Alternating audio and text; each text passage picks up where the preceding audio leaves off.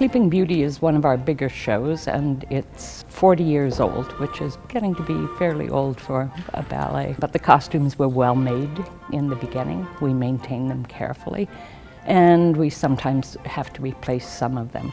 But when we replace something, we try to make it exactly the way it was made in the first place. We always respect the designer's intent. So the same kinds of fabric, the same colors. You often can't get the trim that was used, but we can put trim together that sort of looks like the way the old trim looked. A tutu is rows and rows of net sewn to a pair of knickers, really.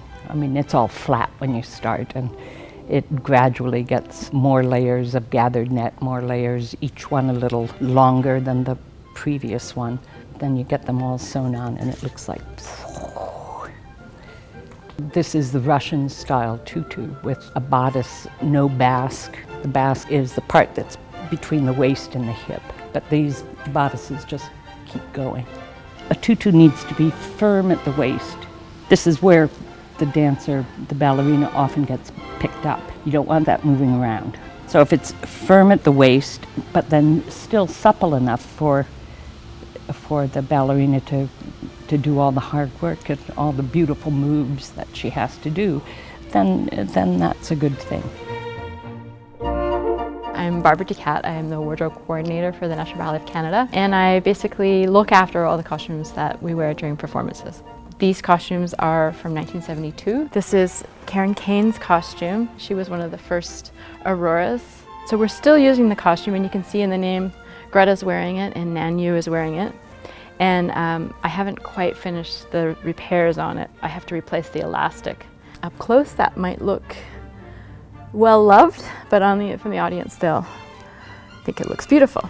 This is the breadcrumb fairy. She's been used since 1972. The fabric around her waist is a lot more worn out than the fabric around her bodice. Because of the partnering, the male partner is constantly grabbing her by the waist and touching her and spinning her. Underneath you can see all the wonderful layers. When we make a tutu, it takes approximately a week just to make the skirt.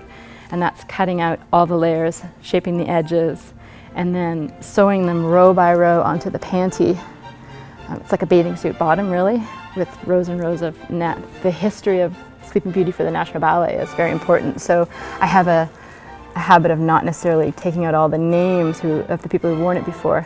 The history lives on.